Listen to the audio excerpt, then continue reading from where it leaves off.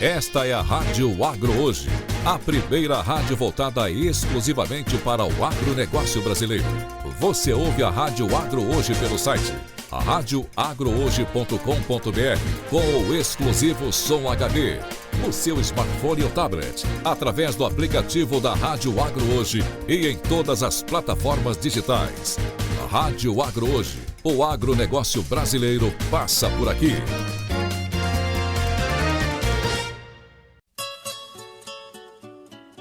Está entrando no ar, na Varanda com o Vila. Aprendendo com quem já fez. Na apresentação, Francisco Vila. Olá, amigos da Rádio Agro Hoje. Sejam bem-vindos à nossa conversa na Varanda, que podem acessar na plataforma do YouTube, no site da Rádio Agro Hoje. E como sabem, o nosso lema é aprender com quem já fez. Para isso, convidamos sempre personalidades com experiências relevantes e que estão dispostas a compartilhar suas visões com os nossos ouvintes. E a nossa convidada de hoje é a doutora Mônica Bergamaschi, que tem 30 anos de dedicação intensiva, digamos, à agricultura. Antes de iniciarmos a nossa conversa, então vou ler algumas coisas que explicam um pouco a trajetória da doutora Mônica. Ela é engenheira agrônoma, graduada pela Unesp de Jaboticabal.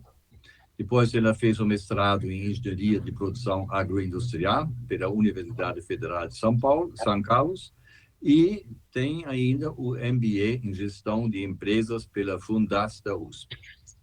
A doutora Mônica é atual presidente do Conselho Diretor da ABAC em Ribeirão Preto, e ela é também presidente executiva da IBISA, Instituto Brasileiro para Inovação e Sustentabilidade do Agronegócio. E, em função dessas experiências, ela foi convidada em 2018 para assumir também a presidência do LEAD Agronegócio, uma organização internacional, da qual passou o bastão no ano passado. Durante 4 anos, a doutora Mônica foi secretária de Agricultura do Estado de São Paulo. E, para mim, talvez um fato mais importante é, em 2005, ela foi eleita pela revista Forbes a mulher mais influente do setor do agronegócio. Seja bem-vindo, doutora Mônica. Muito obrigada, Vila. Sempre uma alegria, um prazer estar conversando com você e hoje na sua varanda, né? Na varanda, sim, senhora. Falta só a cerveja, mas depois a gente arruma, tá bom? Então, uma primeira pergunta que eu gostaria de fazer, que serve para inspirar os jovens que estão saindo da faculdade, que entram agora no vário leque de atividades que tem a ver com a cadeia produtiva do agro, seja nas indústrias, seja na fazenda, seja no comércio. O que fez você escolher o curso de agronomia? Bom, Vila, essa história é longa, né? Mas vamos lá. Eu, na minha família, não tenho ninguém nessa área, né, de ciências agrárias. Minha família, meu pai era médico, minha mãe professora de educação física. E eu venho de uma família que tem muitos médicos, muitos dentistas, muitos engenheiros, muitos professores. Mas o meu avô, que eu não conheci e que faleceu quando minha mãe era muito criança, minha mãe tinha apenas 4 anos quando meu avô morreu, ou 6 anos quando meu avô morreu. Meu avô era fazendeiro, né? Mas deve ter ficado alguma coisinha aí que a genética deve explicar. Mas eu sempre gostei muito... Você nasceu onde? Você frequentou a escola onde?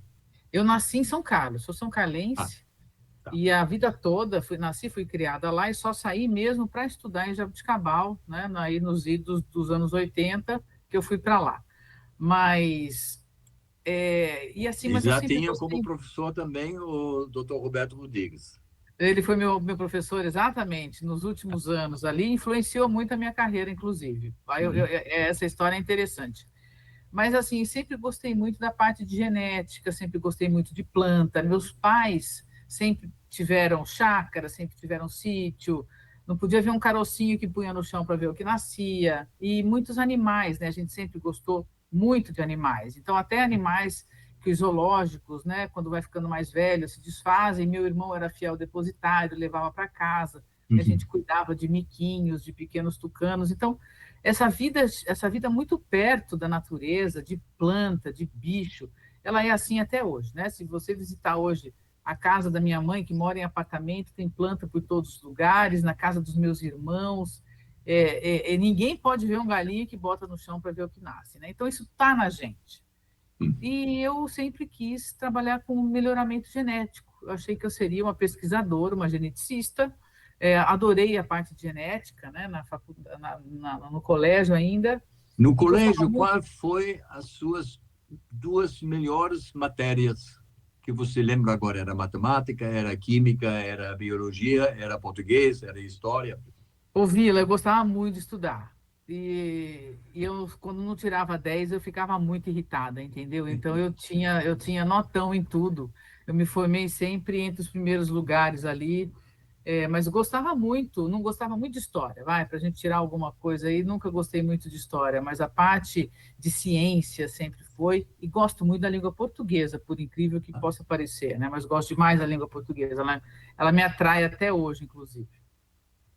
Mas aí, o que aconteceu é que eu também gostava muito de animal, mas não tenho coragem de espetar, furar, rasgar, cortar, né? E aí, então, eu falei, não, veterinária não vai dar, foi onde eu enveredei para agronomia, sem conhecer muito profundamente, mas enveredei para agronomia. E foi, assim, uma das surpresas mais maravilhosas da minha vida. Eu me apaixonei pelo curso, faria 100 vezes nascer, 100 vezes eu vou querer ser engenheira agrônoma, que é um curso maravilhoso, ele tem um espectro enorme, né? Para quem é das exatas, ele tem as suas áreas, para quem é das áreas mais humanas, ele tem suas veredas, para quem gosta de pesquisa, para quem gosta de extensão, para quem gosta de economia, para quem gosta de contas. Então, assim, é um curso espetacularmente maravilhoso. Eu só não fico mais envaidecida porque eu não tive filhos, né? Eu escolhi mais a carreira do que a vida pessoal, você sabe bem disso, mas eu tenho 3 sobrinhos e não consegui fazer um agrônomo, né? Torcer para São Paulo ainda consegui um, mas fazer agronomia eu não consegui nenhum. E é assim, o curso mais espetacular. Eu, infelizmente, estudei economia e gestão na Europa e nos Estados Unidos, mas quando eu conheci o curso de agronomia, pensei, bom, então perdi a chance da minha vida. Vai de engenharia civil até psicologia, até tudo que você tem na vida, então a agronomia oferece. Quem sabe nas próximas encadernações nós vamos ser Isso. colega de turma, porque eu seguramente, se voltar, eu faço agronomia de novo. Mas, enfim, foi assim. E aí, durante a graduação, eu me envolvi muito mesmo com a parte de semente, né, de melhoramento, e estava indo por esse caminho, até que veio um curso, que era o curso de cooperativismo, já nos últimos anos, no último ano, né, e fui aluna do Roberto Rodrigues, e aí ele trouxe uma visão diferente, né? Ele trouxe uma coisa diferente do cooperativismo, que é a minha grande paixão também, né? E aí acabou que ele falou, você é ansiosa demais, você não vai ser pesquisadora nunca na sua vida, né?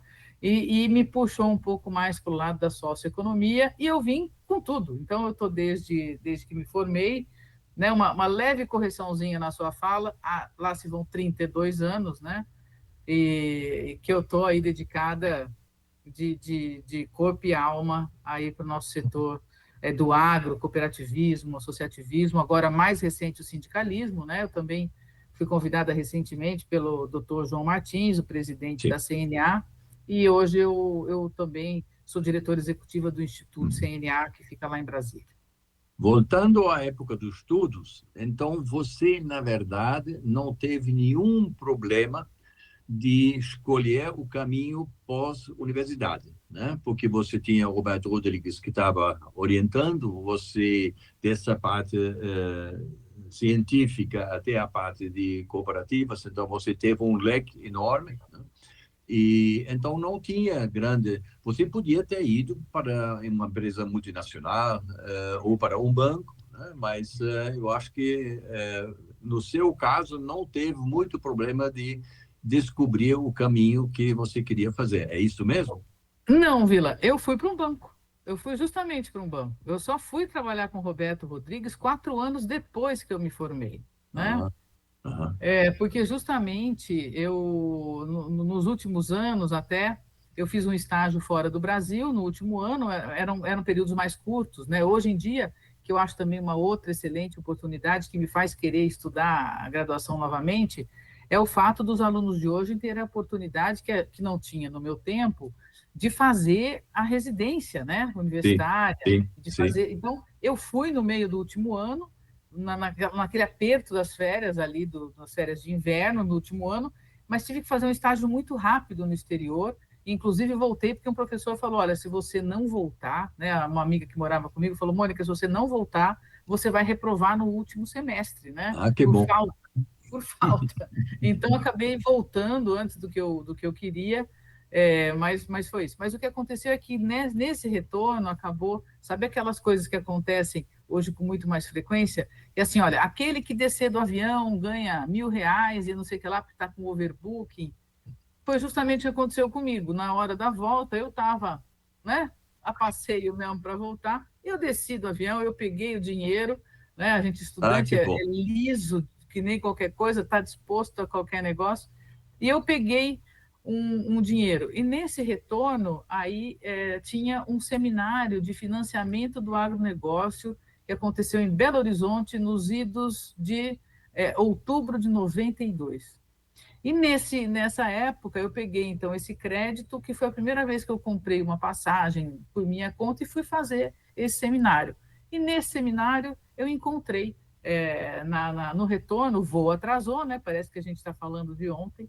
O voo atrasou e eu conheci um diretor que tinha feito uma palestra no seminário e ele era diretor do Banco Noroeste na época. Ah, Essas sim. coincidências da vida, né? É. E aí ele falou: o que você faz? Ah, eu sou agrônomo, estou me formando em agronomia, não sei o que lá. Ele tirou um cartão do bolso.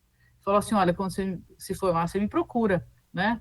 Ele falou: gostei, você é estudante, já está aqui, tá, papá, papá. Ele falou: quero conversar com você. Eu me formei, e num sábado, na segunda-feira, eu já tinha uma entrevista marcada com ele. E aí eu fui para São Paulo e nisso eu fiquei por 4 anos no antigo Banco Noroeste, que depois foi incorporado pelo Por Santander. isso. E foi nessa saída que o Roberto, então, estava iniciando aí um trabalho junto ao Canal Rural, e ele me chamou, então, para eu coordenar o Canal Rural e ajudá-lo na BAG, né? Ele já estava na BAG, a BAG já tinha feito a primeira show, tinha tido alguns problemas lá, ele falou: estou precisando de toda a ajuda possível, e aí eu fui para a BAG. E nesse meio tempo, no banco, Explica só em 2, 3 frases o perfil da ABAC, o que ela faz, porque ela é da indústria, ela é do campo, né? não, a BAG é uma entidade guarda-chuva, uma entidade, vamos dizer assim, que pega toda a cadeia do agronegócio, né? Então, ela foi criada em 93, na época, por Roberto Rodrigues, Ney Bittencourt de Araújo, saudoso, né? Todos eles que tinham acabado de trazer o conceito de agronegócio que veio de Harvard, da Sim, década de sim. 50.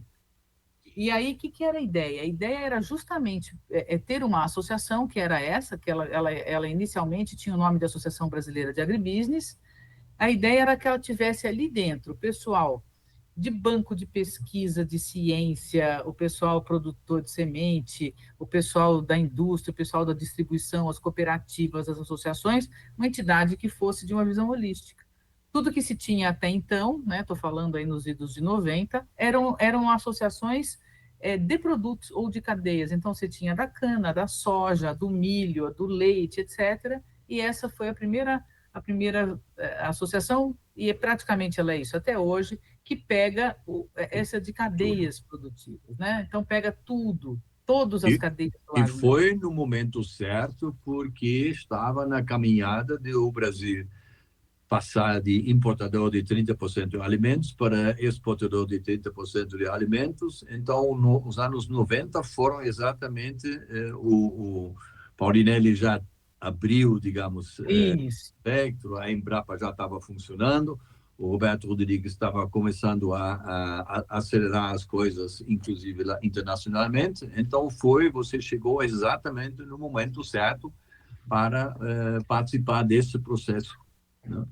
Tive esse privilégio, sim, Vila. A gente, né, porque essa história toda, ela vem nós já tínhamos institutos de pesquisa importantes, né, Sim, sim, vinculados à Secretaria da sim. Agricultura, inclusive, mas assim, tem a Embrapa, tem essa modernização, tem o Alisson Paulinelli, tem outros tantos heróis que a gente Sim, tem aí que sim, fizeram sim. esse trabalho, e isso acontece justamente dos anos 70, né, até agora, essa década de 2020, onde tem essa grande transformação do negócio brasileiro, e é praticamente aonde eu vivi a minha vida toda, né? Então, são os últimos 32 anos, eu peguei muito dessa transformação. E o ano de 2000 é onde existe de fato essa grande despertar Sim. dos governos, né? Esse grande despertar da sociedade para o que é o agronegócio. Aí o agro Então, entrou na é, tela, né? Então, entrou na roda das conversas, né? isso. Então, é esse enorme privilégio, né? Então, aí tenho só uma pequena pergunta lá. É óbvio que você sempre gostou de estudar, etc., né? Mas que motivou você mais para se dedicar com toda essa sua dedicação extraordinária? Era mais o interesse em aumentar o conhecimento ou você entendeu também que isso seria uma boa base para a realização profissional numa atividade que cada um tem que fazer para ganhar a vida, né? Exatamente, é a segunda opção aí. E assim, o que acontece, né? Hoje, os anos agora de 2023, 2024, é que daqui para frente, a gente tem visto uma participação feminina muito Sim. maior no agronegócio. Mas quando eu comecei, não. E por Não? muitos e muitos e muitos anos eu fui a única mulher em vários fóruns, não, isso nunca me intimidou, eu já sou a única mulher em casa. Estudei num colégio que era antes o internato masculino, então quando abriu, tinha o internato masculino e o internato feminino. E meu pai, né, que faleceu faz Sim, muito, sim. mas o meu pai, desde o começo, ele falou: você não vai ficar no meio de mulher só, não. Você vai enfrentar a vida como ela é, e me colocou no internato. Abriram tanto os dois colégios, né? O que tinha o internato feminino abriu para meninos, o internato masculino abriu para meninas, mas ele preferiu me colocar junto com os meus irmãos, inclusive Sim. naquilo que era o masculino. É Então, interessante. a vida inteira eu acostumei a estar no meio deles, me defender e tudo. E para mim, hoje, eu não tinha essa clareza, tá certo, Vila? As coisas foram porque eu gosto, sou curiosa, fiz todos os cursos que apareceram, desde enxertia de tomate até reprodução bovina, com transferência de embrião, tudo, tudo. Eu tinha, assim, uma vontade de conhecer enorme, Mas né? aqui vem uma questão que pode ser interessante para os jovens hoje, né? Porque hoje tem o sistema do job hopping, né? Cada 2 anos você muda de empresa, muda de banco, É, etc. E tal. Não vamos falar sobre isso porque a turma vai aprender com o tempo que isto tem as vantagens, mas também tem mais desvantagens. Você, em princípio, tirando os 4 anos lá da secretaria, né? Você está no primeiro emprego. Então, você que se interessou para tudo, você teve mentores que ajudaram. Mentor primeiro, desde o seu pai até Roberto Rodrigues e outros. Por que você está no primeiro emprego? vamos dizer assim, eu fiquei 4 anos num banco, né? Sim, Aí, o banco, sim. O banco, nos 4 anos, eu já estava completamente exausta, já não queria mais saber daquilo, em que pese o fato de que eu trabalhava com carteira agrícola, né? Mas aí veio a história da BAG, para eu conhecer a BAG, e ajudar na BAG, ajudar na AgriShow, ajudar na rádio. Aí, de uma certa maneira, eu voltei muito mais próximo, porque trabalhar em banco é difícil, né? sim, é, Tem muita meta, muita sim, coisa. Então, assim, o sistema não me agradou sim, particularmente. sim, sim. Então, a voltar para a BAG, e daí eu tive na BAG Nacional, de 96 até 2000, e em 2001 eu vim para Ribeirão Preto para criar a BAG Ribeirão Preto, de onde, inclusive, eu converso contigo hoje. Então, em teoria, esse seria o meu terceiro emprego, né? Tive a Secretaria da Agricultura, uns conselhos por aí afora e também o outro em Brasília. Então, assim, não é tão puro o primeiro Sim, emprego, sim, mas mas aí se em você vê conjunto, lá a totalidade de 30 anos, então é, 30 já está no emprego.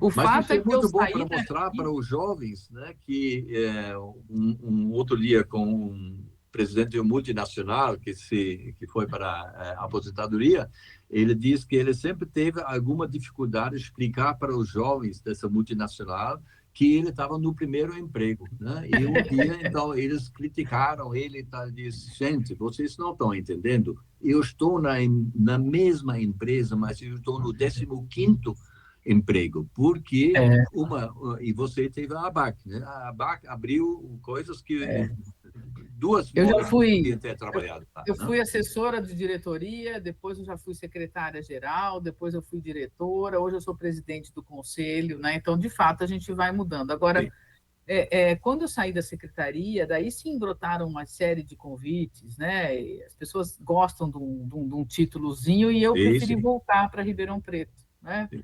E aí a questão é, primeiro, qualidade de vida, né? Eu acho que eu morava em São Paulo, mas a minha família está mais para cá do interior, então qualidade de vida, eu acho que a gente não precisa esperar, né? Aposentar, esperar tudo acontecer para você ter qualidade de vida. Então, esse foi um ponto. Não que eu não gire para lá e para cá, né? Às vezes Uhum. eu acho que eu tenho complexo de fantasma, Vila, porque onde eu apareço, o pessoal fala assim: você está sumida, e eu não paro, né? Então, é um complexo de fantasma. Mas, enfim. Mas outra coisa é pela natureza do trabalho, Sim, sabe?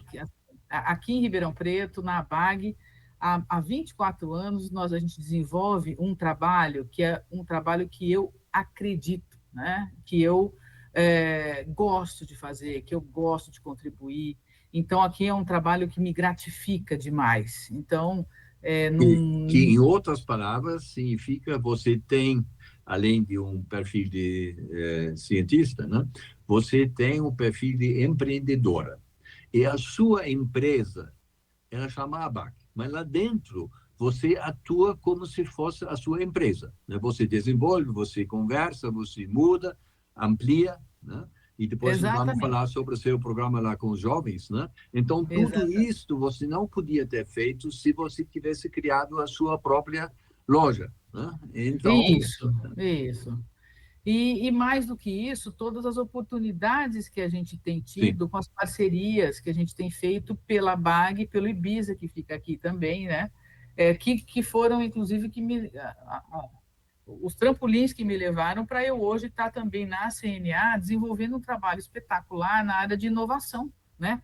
De pesquisa, de inovação, de levar as ideias. Então, esse trabalho mais no interior ele me permite estar muito mais próximo das pessoas, né, sim, levando os benefícios do agro para as pessoas, e o de Brasília muito mais próximo ainda de produtores rurais. E no Brasil inteiro. Então, aqui eu tinha um trabalho muito mais localizado, regionalizado, e Brasília me deu a chance, inclusive, de pôr os pés em estados onde eu nunca tinha ido, não a turismo. Passear já tinha ido, mas sim. trabalhar, ver qual é o problema, ver onde é que está a dor, né? Porque a gente que tá aqui no Sudeste, no Sul, né? É uma condição de vida muito diferente. Então, mais de 30 anos de carreira tem sido super enriquecedor conhecer os problemas de outros produtores rurais, em outros biomas, né?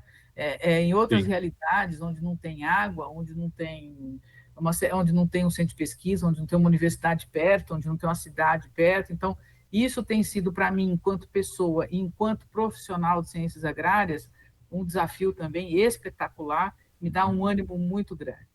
Mas com seu perfil dinâmico, de curiosidade, de empreendedora, você não se assustou um pouco quando você entrou na Secretaria de Agricultura? Foi um susto enorme, né? Primeiro, pelo tamanho dela, né? As pessoas não imaginam o Não, tamanho que imagino. tem a Secretaria da Agricultura. E a importância que ela tem, né? Então, assim, isso já aconteceu, imagina, eu entrei em 2011 e quando eu cheguei, o governador Alckmin, né, que me convidou quando eu fui para lá, e aí ele falou da secretaria, e ele colocou aquilo de uma maneira linda, poética, né, maravilhosa, a secretaria, não sei o quê. Eu falei, vamos lá, né, vamos ver como é que é isso. E quando eu cheguei lá, aquilo é monstruosamente grande, né? São 6 institutos que estão vinculados, tem toda a sede, né, com tudo que ela tem. Dos 645 municípios, no meu tempo, tinha 594 casas da agricultura, 32 fazendas de pesquisa, polos de pesquisa. Então, assim, uma coisa de um tamanho enorme, né? E com todos os problemas que vocês puderem imaginar, né? Isso não é novidade para ninguém, mas com pouco recurso, com dificuldade para contratação, com gente boa, né, com pesquisadores fazendo um trabalho espetacular e chegando em idade avançada, querendo aposentar, esticando a mão para trás para passar o bastão para alguém, e não vem ninguém para trás. Então, foi uma coisa muito angustiante para mim, né? Aliás, tem uma coisa que agora eu li no New York Times, que é o seguinte, com a população que vai chegar a 10 bilhões de habitantes, então nós podemos, e mais o aumento da renda familiar, nós podemos calcular, sem grande susto, digamos, a evolução da demanda.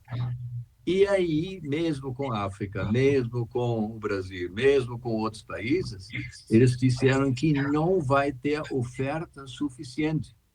Aí as pessoas perguntaram, mas como é que não? Então o Brasil pode dobrar a sua atividade. Não, nós fizemos um estudo, não existem agrônomos suficientes no mundo para colocar a tecnologia em cima da terra. Então, e se não tem o camarada que faz o crescimento, então a demanda vai ser maior do que a oferta. É uma colocação bem interessante, não sei até que ponto isso é relevante, mas pelo menos para lembrar é uma coisa bem interessante. E na Europa também você vê as pessoas que fazem agronomia, muitos deles vão para a África, vão para outros países, porque lá eles podem fazer o que eles aprenderam na faculdade, né? Tem outros pontos também, né, Vila? É claro que não gosto muito dessas previsões muito apocalípticas, porque o tempo todo as coisas evoluem, né? Então, vai aumentar a temperatura, não vai mais ter café. Não vai ter café, porque a pesquisa evolui. Não vai ter isso porque falta isso. Agora, onde é que está o grande ponto nessa história toda aí? É justamente a questão da pesquisa. Né? Justamente aquele ponto que você colocou. Se a gente sai da década de 70 de importador para 50 anos é nada na história do mundo. A terra é a mesma. Para ser um grande exportador. Não aumentou a terra, né? Então, só que aumentou a verticalização. Né? Isso, e a ocupação da terra não é tão grande. O aumento da produção é via produtividade, que é a incorporação de tecnologia, de gerenciamento e de insumos mais modernos. Isso só se dá porque a pesquisa evoluiu. Sim. Então, onde mais me dá uma ansiedade enorme que não tá tendo este investimento em pesquisa, seja nos institutos estaduais, ou seja, nos federais, como a Embrapa, por exemplo. Tem um irmão que é chefe de uma unidade da Embrapa e me conta as dificuldades que eles têm. Não. Então, sem essa pesquisa, como é que nós vamos responder as perguntas? Então, não é nem só agrônomo. Vai faltar agrônomo, vai faltar trator, vai faltar semente, vai faltar um monte de coisa. Então, a gente tem que acordar para isso quanto antes. E você falou que o programa é para inspirar. Tomara, né, que tenha aí jovens, né, que estejam assistindo esse programa e que queiram mas com sua experiência em todas essas áreas, política e mais política administrativa, mais administrativa do que política no sentido um pouco complicado da palavra política. A política também, não partidária, política setorial faço muito. Isso. Agora, quem no Brasil deveria pegar esse lema e dizer que nós precisamos aumentar as despesas em pesquisa agrícola? Quem deveria fazer isso e como você, com sua experiência administrativa e de organizações, como seria, digamos, a criar uma porta-voz que podia representar, seja nos partidos, seja nas empresas, seja nas associações, seja na ciência, para bater sempre na porta de Brasília para dizer que a gente precisa gastar mais dinheiro nessa área. Em vez de cortar o orçamento da Embrapa. Isso é um problema bastante sério, né? Porque são duas coisas aí. A pesquisa básica, né? Aquela pesquisa, ela depende muito mais de governo. Então, o resto são as empresas, né? Não é muito a questão de empresa. Então, pesquisa básica é papel dos governos, é papel das universidades, e, por sorte, isso vem acontecendo. Então, ainda que governo, de uma maneira, podia ser muito melhor, não tenha dúvida, né? A participação nossa em PIB é muito pequena, mas nós temos, por exemplo, a destinação em São Paulo, né, dos recursos para a FAPESP, que é 1% do recolhimento do ICMS, isso tudo é canalizado para pesquisa. Na pesquisa aplicada, as empresas têm feito isso de uma maneira muito legal, por ausência mesmo do Estado. Então, outra, participação com outros países, né, convênios e tudo. Então, assim, esperar só as coisas de governo e ficar reclamando que o governo não faz, os nossos anos todos aí, né, de estrada, já não nos permitem a gente ficar reclamando das coisas que o governo faz. A gente já arregaçou a manga faz muito tempo, já está fazendo, né, Vila? Então, muitos setores têm isso já desenvolvido. Então, aqui, por exemplo, em Ribeirão Preto, para a gente não ir muito longe, nós temos aqui um centro de excelência em cana-de-açúcar, que é vinculado ao Instituto Agronômico, Secretaria da Agricultura, e eles têm um grupo fitotécnico do qual participam mais do que 120 empresas privadas. Então, assim, as empresas privadas estão também carregando recursos e estão organizando. Aí você fala, este pessoal aqui vai fazer pesquisa em feijão? Não, eles vão fazer pesquisa em cana-de-açúcar, em sanidade, em variedade, em produção de muda de cana, em biofábrica de muda, enfim, em cana-de-açúcar. Então, existe isso, vários setores já estão fazendo. Então, é o próprio setor privado, sim, né, quem está muito mais organizado, que está crescendo, e esse enorme ganho que a gente tem tido, isso é o setor que tem feito. Então, claro, a gente deve muito às pesquisas, institutos de pesquisa, Embrapa, os IACs da vida, sim, devemos muito, mas também a esse arranjo. Há muitos anos, eu era da secretaria ainda, e na Embrapa o presidente era o Maurício Lopes, se ele se lembra disso. Sim. Agora voltou, né? Exato, e entre outras coisas, uma sugestão dele era justamente criar uma grande rede, né, onde participassem todos e que a gente pudesse, pelo menos, fazer um melhor uso dos recursos de pesquisa, dos funcionários, dos pesquisadores, etc., evitando sobreposição. Só que é difícil organizar essas coisas, né? Então, acabou que ele saiu e isso não aconteceu, mas o que a gente vê, infelizmente, é isso. A gente tem alguns redutos, por exemplo, onde nós já tivemos grandes figuras, grandes pesquisadores, grandes linhas de pesquisa, e que por falta de sucessão, de quem viesse atrás para dar continuidade, isso tudo se perdeu, né? Agora, tem outras coisas. Sim, alguma visão como essa situação está sendo tratada nos Estados Unidos? Muito mais investimento em pesquisa, né? 2,5% do PIB com o PIB americano, que é gigante. Sim. O nosso aqui é 1,5% do PIB com o PIB que é menor. Então, você fala, em termos percentuais não é tanto, mas em termos relativos é absurdo isso. Sim. Agora, tem outro detalhe, a gente conversava um pouquinho antes, a história do desenvolvimento tecnológico. Então, isso vem também ajudando muito. É claro que aquele do mistura isso com aquilo, pelo computador não dá para fazer, a gente depende muito dos laboratórios e de pesquisa de campo, mas a gente tem tido também a oportunidade de trazer outros pesquisadores. Então, no nosso setor, ou na medicina, por exemplo, os grandes avanços da medicina, e isso é o mais lindo disso tudo, eles não vieram por médicos, eles vêm por engenheiros, por físicos, por químicos, que fazem válvulas, aparelhos, equipamentos, etc. A mesma coisa no nosso setor, né? A gente está aqui no campo, mas aproximar o campo, por isso que eu gosto tanto desse trabalho que a gente faz aqui, mostrar o campo para o setor urbano, trazê-los para conhecer os nossos problemas. Por quê? Porque da cidade, e essas startups hoje, as agtechs hoje que tem, são os meninos, eles são de outras áreas, de infinitas outras áreas, não necessariamente os agrônomos que estão trazendo soluções para nós, né? Então, por isso que esse número não vai ter agrônomo. Será que nós vamos precisar do agrônomo no modelo que eu me formei? Essa é uma boa colocação. Sim, senhora. Então, obrigado. Essa é uma coisa que interessa. Me diga uma coisa. Olhar para o futuro. provocando um pouco você. Eles dizem que a Holanda produz o tomate com 10% da água que os americanos gastam para fazer o mesmo tomate.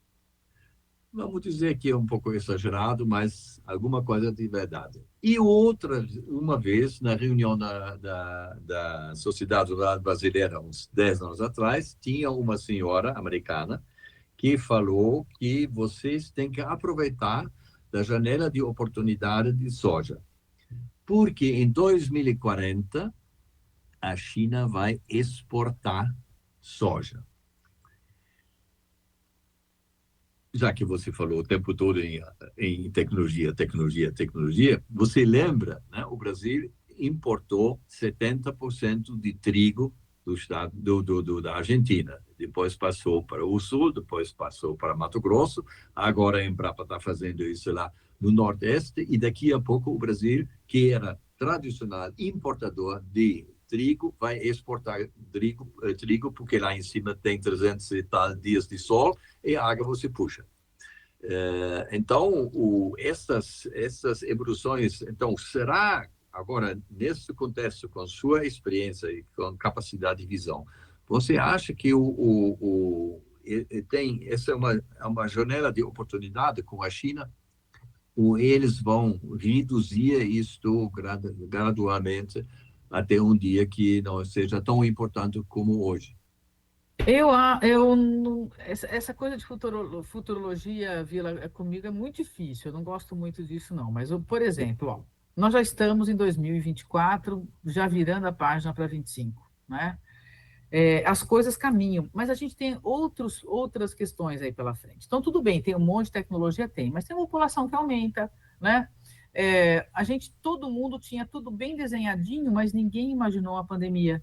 De repente aparece uma pandemia, muita coisa volta, a tecnologia evolui assustadoramente, a gente não estaria fazendo isso aqui hoje se não fosse a pandemia, né? Vamos deixar isso bem claro, a gente teria se encontrado em algum lugar, teria alguém nos filmando, bonitinho, a gente talvez estivesse numa varanda, com uma caneca de chopp na mão, inclusive, tá certo? Uhum. Porque, inclusive, eu acho que a tecnologia toda nos escravizou muito mais, né? Eu tenho a impressão que eu trabalho muito mais hoje do que antes da pandemia, até por conta de que você faz 3 coisas ao mesmo tempo, né? Primeiro é isso. E a segunda coisa, ontem tive numa feira de máquinas para carne, e semana passada foi uma outra feira muito grande, e você não acredita, as pessoas estão se abraçando mais do que 10 anos atrás. E você vai nas reuniões do COSAC, você vai nas reuniões lá da Sociedade Rural, todo mundo fica lá e está se desculpando que ele não podia presencialmente porque está viajando, etc. Então, voltou um pouco essa prática de você falar de uma pessoa para outra pessoa olhando para ela. Porque se nós falarmos aqui, nós dois aqui, cada um se comporta razoavelmente bem, porque senão, então, todo mundo pode ver. Mas se tivéssemos encontrado na sociedade rural, a gente fazia mais brincadeiras do que nós estamos fazendo agora. Então, eu acho que vai ter uma volta também para a valorização do contato presencial. O novo vai ser o antigo, né? Mas só retomando sua pergunta, a China estava produzindo um monte de suíno, aí apareceu uma doença lá de suíno, né? Então, assim, no futuro será assim? Eu acho que nada é e nada não pode ser. Depende. Então, o que vai ter? Por exemplo, nós temos muita fome ainda. Então, tem ainda pessoas que estão fora, tem pessoas que ainda ganham mal, está mais do que provado, né? As populações, as camadas mais baixas, quando elas ganham um pouco melhor, elas investem mais em alimentação melhor. Então, põe uma proteína, põe um biscoito recheado, põe uma coisa diferente. Então, para o nosso setor, eu diria, para o nosso agronegócio, com sustentabilidade, que também é outra demanda que tem, a gente tem, sim, espaço para crescer muito mais. Então, seja com China, seja com outros países asiáticos, seja com Europa, seja com Estados Unidos. Então, que bom que venham mais. A gente tem que produzir mesmo outras coisas, mas, assim, tem problema de área, tem problema de frio, tem problema de uma série de coisas aí. Então, Agora, 2040 é meio muito longe para eu te Sim. dizer sim ou se não. Mas pode ser, por que não? A gente conseguiu, né, numa outra situação muito Não, e diferente. aí você vai do supermercado, você vai para a boutique, né? Então, o Brasil tem toda essa experiência, então, essa variedade de clima, de solos e de culturas também. O Sul é uma coisa, o Nordeste é outra coisa. Então, dá para sofisticar, digamos, na valorização maior dos produtos, desde frutas até legumes, etc. e tal, né? Agora, 2050, como você colocou, hoje a gente fala em 8 bilhões de habitantes, em 2050 a previsão é que seja mais de 10 bilhões de habitantes. Então, você tem que acrescentar mais 2 bilhões de bocas aí, né? Sim, mas Isso aí não eu, tá. pessoalmente, estou um pouco mais cético a essas previsões do futuro, porque é o seguinte, na África, eles já reduziram de 8 filhos para 6 ou 5 filhos, né?